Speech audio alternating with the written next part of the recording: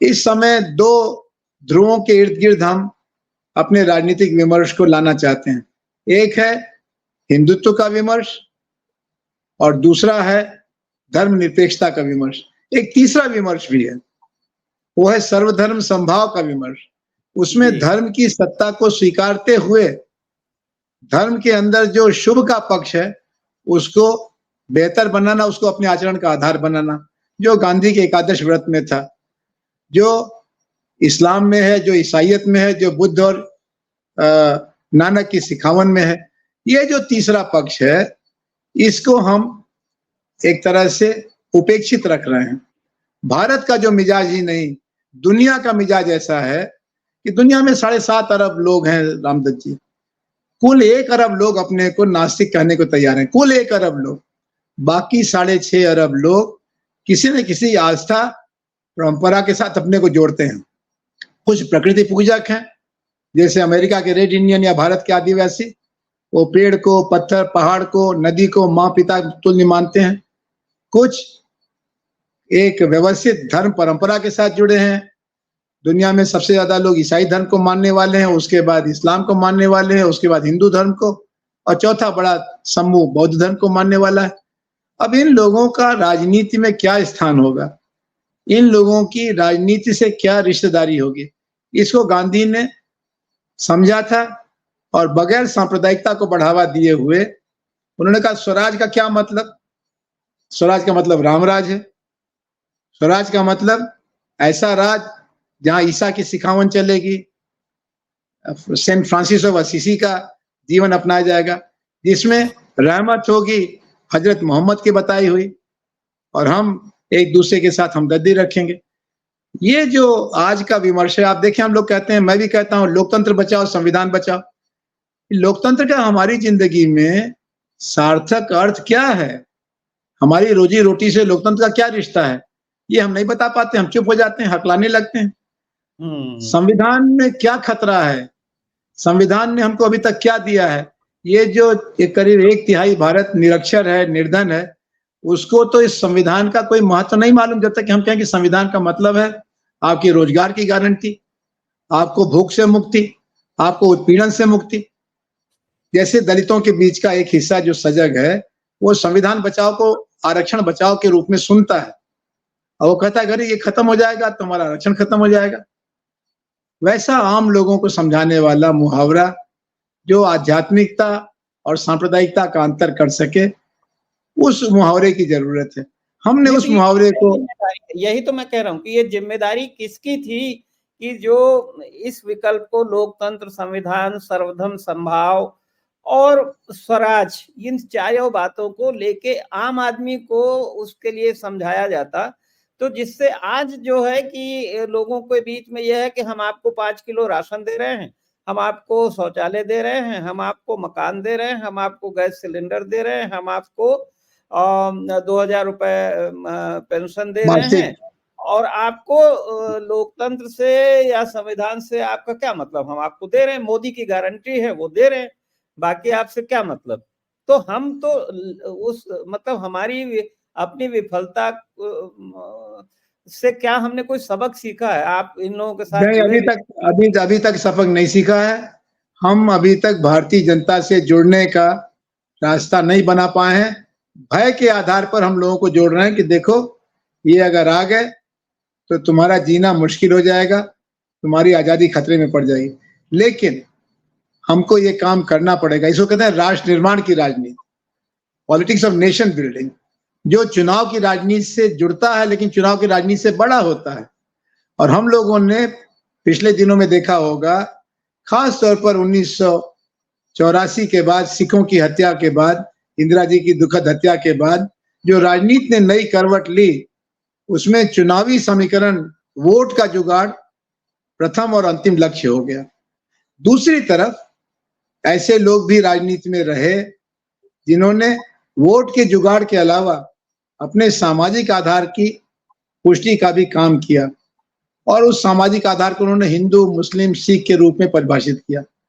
और आज का जो हिंदुत्व का एक बल बना है, ये नकारात्मक बल है। इसीलिए मैं आश्वस्त हूं कि बहुत जल्दी हम इनको काबू में ला सकेंगे, क्योंकि ये मुसलमानों का डर दिखा के हिंदुओं की एकता पैदा करना, ये वैदिक या वैश्विक आदर्शों के आधार पर हिंदुओं का चित्त निर्माण नहीं कर रहे हैं, जिसमें फिर छुआछूत पर भी हमला होगा, औरत के पीछे रखे जाने पर भी हमला होगा, गरीबों की असहायता पर भी हमला होगा।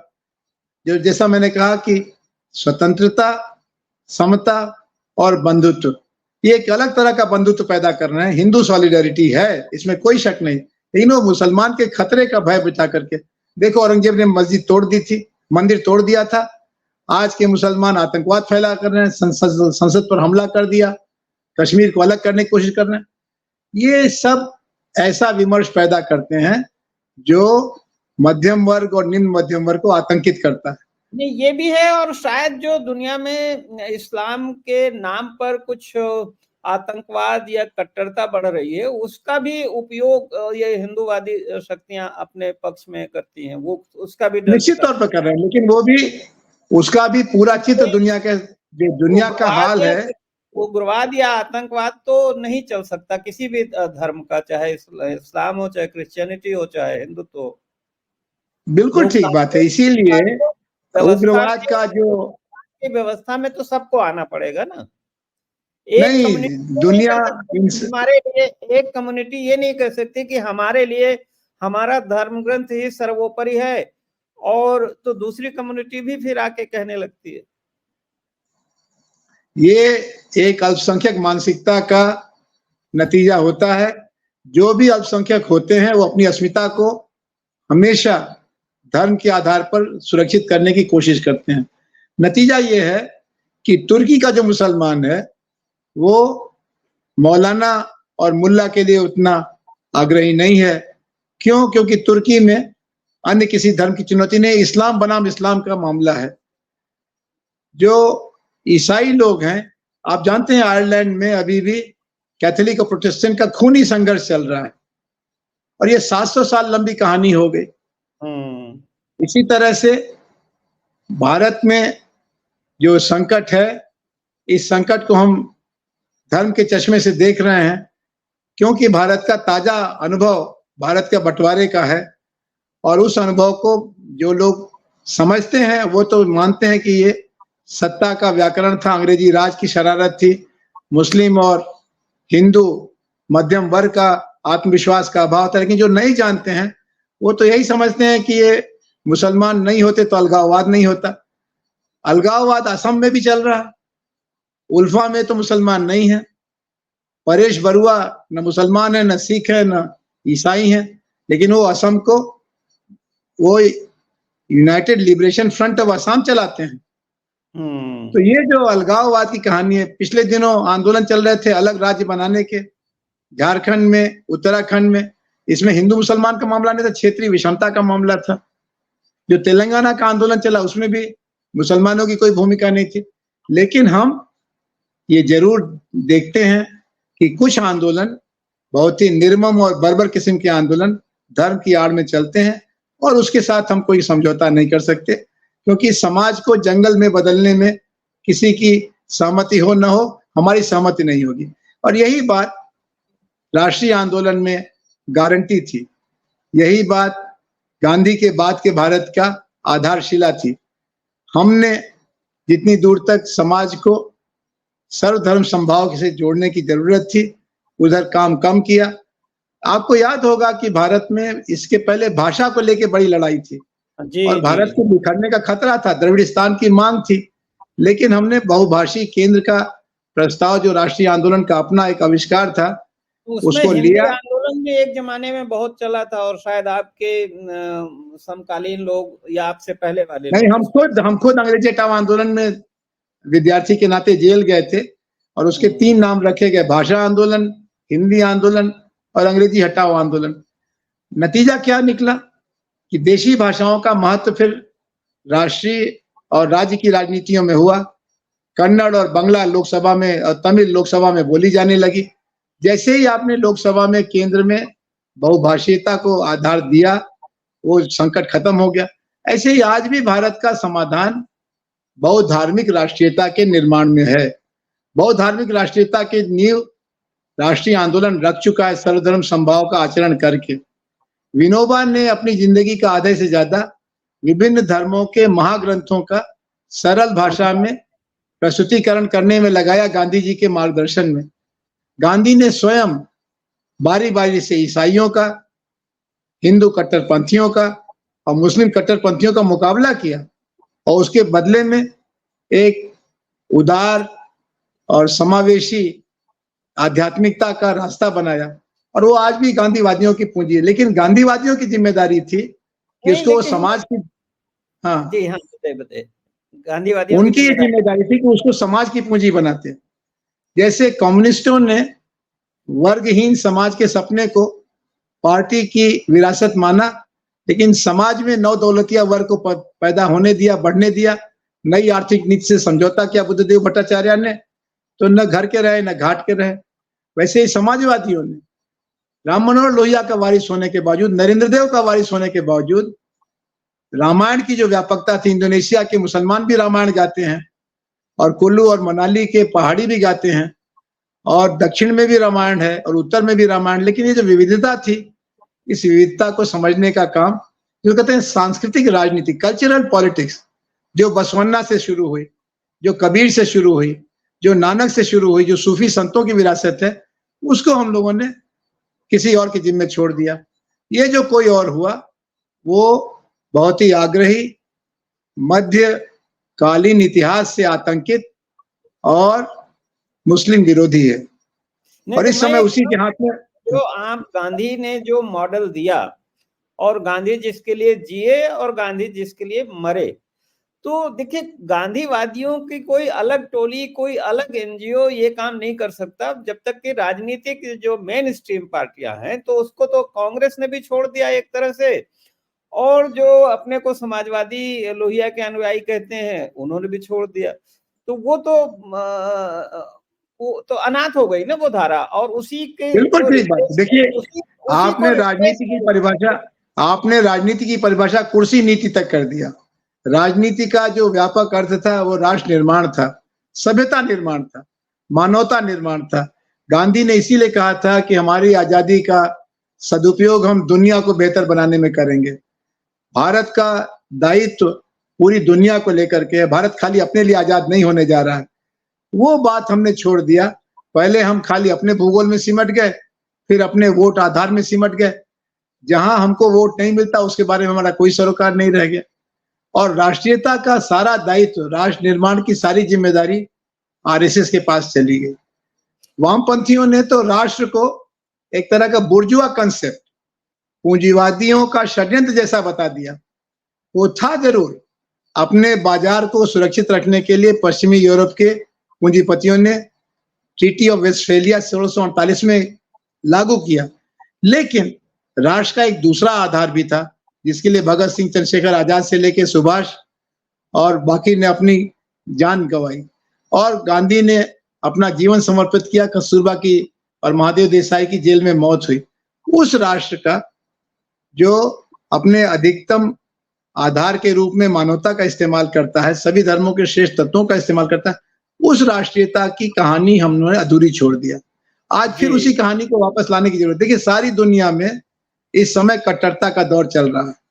अमेरिका में रंग भेद को लेकर के, अच्छा ईसाई मतलब कौन, जो गोरा हो, और जो रंग भेद को दूर करने के लिए केनेडी और किंग के जमाने से सुधार चल रहे उनका विरोधी हो डोनाल्ड ट्रंप, जो प्रवासियों का विरोधी हो यानी एंगेला मार्केल जर्मनी में, मैक्रोन फ्रांस में। ये जो एक डर का समय चल रहा है, क्योंकि वैश्विक आर्थिक प्रबंधन असुरक्षा पैदा कर रहा है। जॉबलेस ग्रोथ सारी दुनिया में है, आर्थिक मंदी सारी दुनिया में है। तो आर्थिक मंदी का या तो आप वैज्ञानिक समाधान करेंगे नई नीतियों के जरिए, जिसमें मनरेगा एक अच्छा प्रयोग था, और या आप उसको जनता के ऊपर छोड़ देंगे और जनता तात्कालिक तौर पर दुश्मन अपने आसपास ही तलाशेगी। जब घर में घाटा होने लगता है तो सगे भाई भी अपना अपना चूल्हा चौका अलग कर लेते हैं। तो हिंदू मुसलमान, ईसाई सिख अलग करें तो ये कोई बड़ी चौंकाने वाली बात नहीं। हमें अपने आर्थिक और राजनीतिक प्रबंधन को ठीक करना। इसमें अगर आर्थिक नवनिर्माण में कुछ समय भी लगे तो राजनीतिक नवनिर्माण तो तत्काल कर सकते हैं। गांव के ग्राम स्वराज के सपने के साथ समझौता करना, सांप्रदायिकता के विश्व वृक्ष को खाद पानी देना है, क्योंकि हमारी बनावट ऐसी जो सांप्रदायिक है नहीं।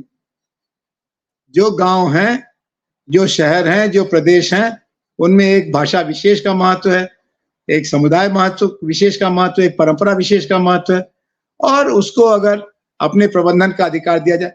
आप जानते हैं कि औरंगजेब पर इतनी चर्चा होती है। औरंगजेब अपने शासन के आखिरी 20 साल दिल्ली में एक दिन भी हुकूमत नहीं कर सका। क्यों? क्योंकि रिबेल सुल्तान थे, आदिल शाही थी, बीजापुर था, हैदराबाद था, ये सब मुस्लिम सामंतों के शासन थे और उनसे औरंगजेब की लड़ाई हो रही थी। राणा प्रताप का मामला तो बहुत पहले अकबर के जमाने में निपट चुका था। शिवाजी का मामला उनके बेटे के जरिए निपट चुका था। तो ये जो भारत की बनावट है, इसके अनुकूल एक समाज नीति, सांस्कृतिक नीति की जरूरत है। आप खाली वोट पर ध्यान देंगे और बाकी 364 दिन एक आकस्मिक परिस्थितियों के भरोसे चलेंगे, तो जब तक चल सकता है पूंजियों पुरखों का दिया हुआ मार्गदर्शन प्रकाश तब तक चलेगा।